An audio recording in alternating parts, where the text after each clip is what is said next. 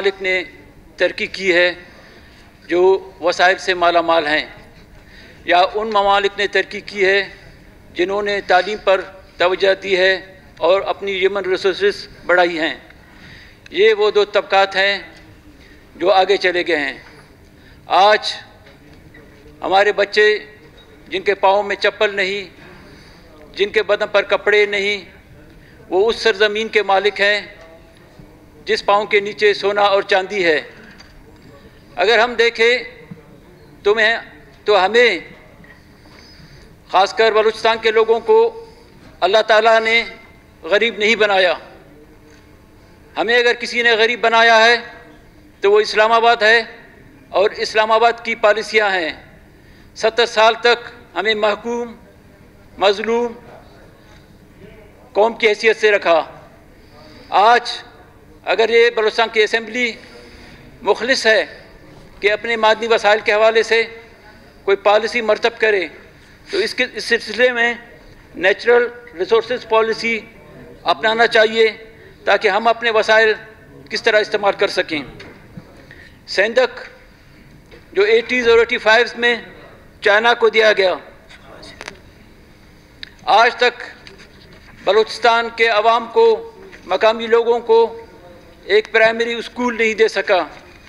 آج تک بلوچستان میں ہیلتھ کی فیسلٹیز نہیں دی، لیکن وسائل کو، ڈپازٹ کو، جتنا بھی ڈپازٹ تھا اس کو ختم کیا، لیکن یہاں ہمارے لوگوں کو کوئی بھی فائدہ نہیں ہو سکا۔ ریکارڈنگ کو آپ لیں، ریکارڈنگ کے حوالے سے بھی ہم نے اپنے پیسے خرچ کیے، کیسز کیے، دورے بھی کیے، لیکن اس کے باوجود بھی رزلٹ یہی نکلا کہ ہم مقروض ہیں اور جرمانہ ادا کریں گے۔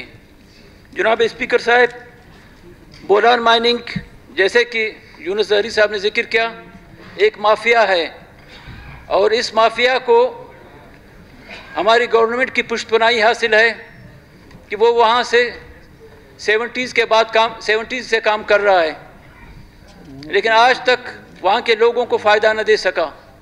وہاں پینے کا پانی نہیں، وہاں بچوں کو پڑھنے کے لیے اسکول نہیں، وہاں ہمارے بزرگوں کو صحت کے لیے اسپتال نہیں، لیکن اس کی اجارہ داری اور ہماری ریسورسز کو ختم کرنے کا رواج بدستور چلتا رہا ہے۔ لہذا اس کو روکا جائے اور اس کی پشت پناہی، چاہے جتنا بھی طاقتور ہے، جو کوئی بھی ہے، اس سے ہاتھ اٹھائے۔ جناب اسپیکر، بحیثیت قوم ہمیں اپنے پالیسی مرتب کرنی چاہیے تاکہ مستقبل میں ہمارے جو ریسورسز ہیں وہ ہمارے ترقی کا سبب بنے، ہمارے بچوں کے ترقی کا سبب بنے، اسپتالیں بنیں، روڈیں بنیں، اسکولز بنیں، تاکہ ہم اس سے فائدہ حاصل کر سکیں۔ نہ کہ صرف آج چائنا، جس طرح ہم پنجاب سے گلہ کرتے تھے، ہم نے بڑا بھائی بھی اس کو کہا کہ بھائی اپنا ہاتھ روکو، ہمارے وسائل مت لوٹو۔ جس طرح سے ہمارے وسائل لوٹے، ہمارے حقوق پامال کیے، آج چائنا ایک اور مافیا کی شکل میں بلوچستان کی طرف بڑھ رہا ہے، ہمارے وسائل کی طرف بڑھ رہا ہے۔ لہذا بلوچستان کے لوگ غیرت مند ہیں، غیور ہیں، ایسے مافیا کی قبضہ گیروں کو روکے گا اور اسے آگے بڑھنے نہیں دے گا۔ لہذا اس اسمبلی کو، یہاں کے لوگوں کو اعتماد میں لیا جائے بلوچستان کے وسائل کے حوالے سے۔